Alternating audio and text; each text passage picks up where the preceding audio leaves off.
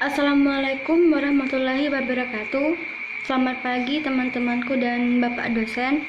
Yang saya hormati Bapak Bahrul Munib selaku dosen pengampu mata kuliah filsafat pendidikan serta teman-teman tadris bahasa Inggris 1 yang saya cintai. Hari ini, pada waktu ini, saya akan mempresentasikan makalah saya filsafat pendidikan yang berjudul Metode Pendidikan Islam yang saya buat dari berbagai referensi di buku, di jurnal, maupun di Google.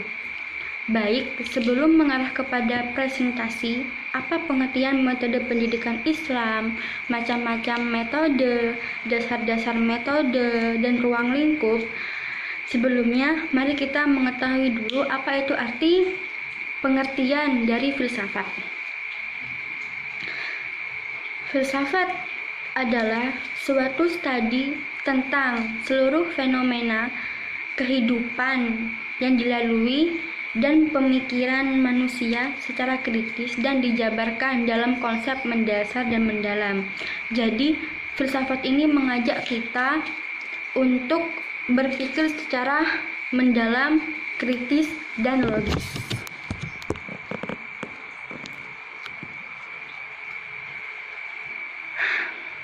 Baik, kita akan masuk kepada pengertian metode.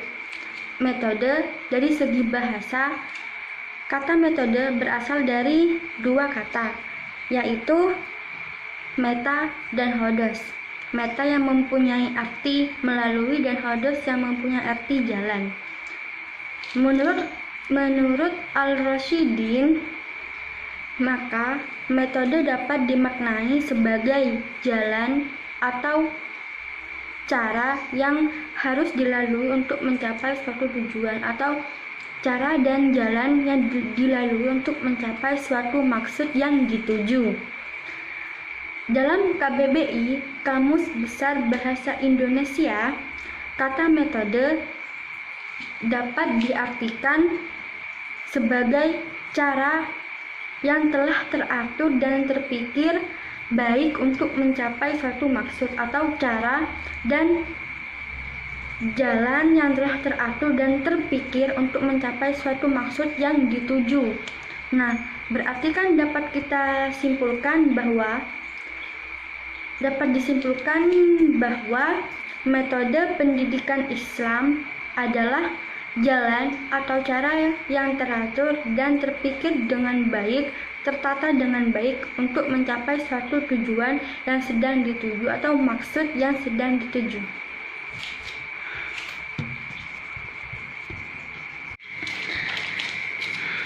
Baik, pengertian metode pendidikan Islam dapat diartikan sebagai suatu cara atau jalan yang terpikir baik dan tertata dengan baik dalam pengembangan pendidikan yang bersumber dari ajaran Islam.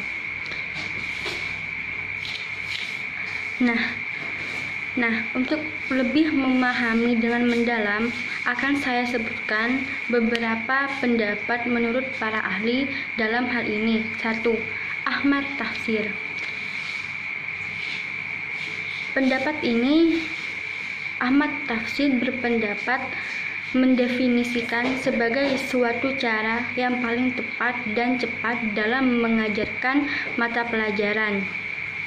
Selanjutnya, menurut para ahli yaitu Al-Rasyidin mengemukakan bahwa metode pendidikan Islam adalah metode pendidikan yang mengakomodir kedirian manusia dan cara sesampainya ilmu ke dalam dirian mereka. Nah, itulah beberapa pendapat para ahli yang saya dapat sampaikan. Baik, selanjutnya pendidikan agama Islam yang terdapat pada hakikatnya adalah suatu pendidikan yang bersumber dari ajaran-ajaran Islam, yakni dalam Al-Quran dan hadis yang terbagi dalam bidang muamalah.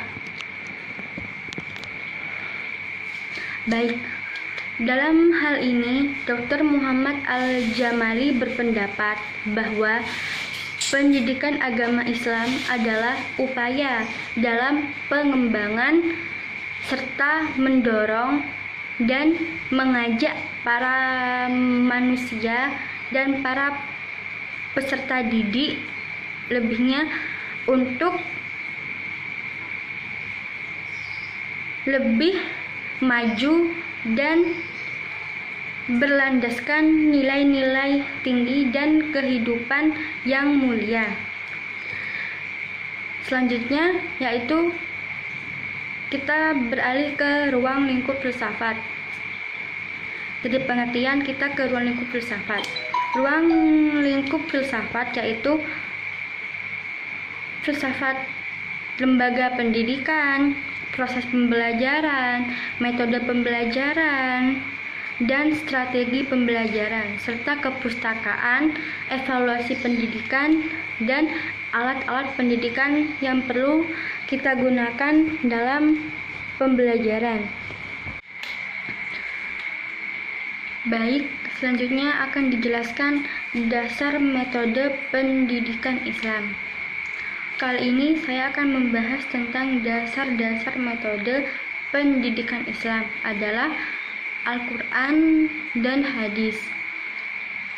Pada dasarnya, bila diteladani secara cermat dalam Al-Quran dan hadis, banyak sekali kita jumpai metode yang bisa digunakan dalam membelajarkan peserta didik untuk mencapai tujuan pendidikan tersebut secara relevan dengan konsepsi Islam tentang manusia sebagai makhluk dua dimensi. Dasar-dasar yang bisa saya sebutkan yaitu dasar biologis, dasar psikologis, dan dasar sosial. Yang pertama, saya akan jelaskan tentang dasar biologis. Dasar biologis yaitu dasar ini memperhitungkan bahwa murid atau peserta didik mempunyai kebutuhan biofisik yang harus dipuaskan dan dipenuhi supaya tercapai penyesuaian jasmani dengan psikologi dan sosial. Jadi semua ini harus berhubungan dan bergantungan. Selanjutnya, dasar psikologis. Dasar ini dikatakan seorang guru yang berhasil, hebat, dan terpercaya apabila menjadikan metode pengajarannya dalam pembelajaran dan teknik pengajarnya sebagai pendorong bagi kegiatan peserta didiknya. Jadinya dikatakan hebat apabila guru bisa menjadikan metode yang diajarkan sebagai pendorong peserta didik untuk lebih maju dalam belajar. Ketiga, dasar sosial. Dasar ini yaitu metode mengajar seharusnya bersesuaian dan dengan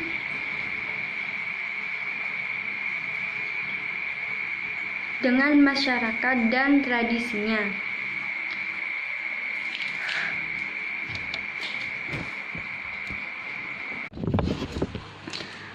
Dasar yang menjadi acuan pendidikan agama Islam harus melakukan sumber nilai kebenaran dan kekuatan yang dapat mengantarkan pada aktivitas yang dicita-citakan. Baik, selanjutnya ada pendapat dari Dr. Andes Said Ismail. Dalam bukunya, Hasan Langgulung menyebutkan bahwa dasar ideal bagi pendidikan Islam terdiri dari 6 macam, yaitu 1. Ada 6 macam, yaitu Al-Quran, Sunnah, kata-kata sahabat Nabi, nilai-nilai dalam kebiasaan masyarakat, pemikir-pemikir Islam, dan kemaslahatan sosial. 1. Saya akan jelaskan tentang Al-Quran. Al-Quran sebagai dasar dari pendidikan agama Islam karena meliputi kekuasaan Allah. Jadi Al-Quran ini sangat dijadikan dasar dalam segala hal, termasuk dalam pendidikan agama Islam atau metode pendidikan Islam yang berdasarkan Al-Quran. Kedua, sunnah. Sunnah menurut pengertian bahasa yaitu mempunyai arti yang berarti tradisi yang baik, tradisi yang dilalui, baik jalan yang terpuji maupun jalan yang tercela. Ketiga, kata-kata sahabat Nabi. Nah, untuk kata-kata sahabat Nabi sangat penting karena upaya yang dilakukan oleh sahabat-sahabat Nabi pada saat itu, pada saat zaman setelah Rasulullah, dalam pendidikan Islam sangat menentukan bagi perkembangan pemikiran dewasa ini. Jadi perkataan sahabat Nabi sangat berpengaruh dalam era pendidikan Islam pada saat itu, hingga sampai sekarang pun masih sangat berpengaruh. Lalu nilai-nilai dalam kebiasaan masyarakat yang sering kita dengar ataupun kita jumpai. Nilai-nilai dan kebiasaan masyarakat sangatlah penting untuk dijadikan dalil. Maka dalam pendidikan kebiasaan masyarakat harus diperhitungkan. Lalu pemikir-pemikir Islam. Pemikir-pemikir Islam atau ilmuwan Islam sangatlah penting dan sangatlah mempengaruhi dalam perkembangan pendidikan Islam. Contohnya atau misalnya dalam bidang falsafah, bidang fikih, dan bidang tasawuf yang saya tahu. Selanjutnya, kemaslahatan sosial.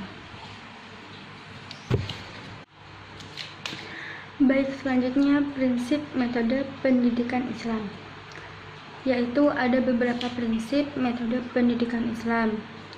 1. Pendidikan Islam merupakan bagian-bagian dari proses mengesahkan Allah atau tauhid. Di sini berarti pendidikan Islam juga mengajarkan kepada peserta didik untuk mengesahkan Allah yang dibentuk dalam sebuah pendidikan, yaitu pendidikan Islam. 2. Pendidikan Islam juga merupakan suatu proses untuk membentuk, mengembangkan manusia yang seutuhnya. Selain mengajarkan pendidikan kepada murid, pendidikan Islam juga menjadi bekal untuk peserta didik untuk berakhlak baik dan mulia. Selain itu, Muhammad Arifin pun berpendapat bahwasanya ada beberapa metodologis yang menjadi sebuah fondasi yang dapat memperlancar suatu proses pendidikan Islam dengan ajaran Islam. Oke, saya akan menyebutkan apa saja prinsip yang Muhammad Arifin sebutkan, yaitu 1. Prinsip memberikan memberikan prinsip suasana kegembiraan. 2. Prinsip memberikan layanan dan santunan dengan lemah lembut. Prinsip ini akan menambah sebuah ikatan tali silaturahmi yang akan menghasilkan sebuah interaksi sosial yang baik. Ketiga, prinsip kebermaknaan bagi peserta didik. Keempat, prinsip prasyarat. Kelima, prinsip komunikasi terbuka. Keenam, prinsip pengetahuan baru atau wawasan baru. Ketujuh, yaitu yang terakhir, prinsip memberikan model perilaku baik.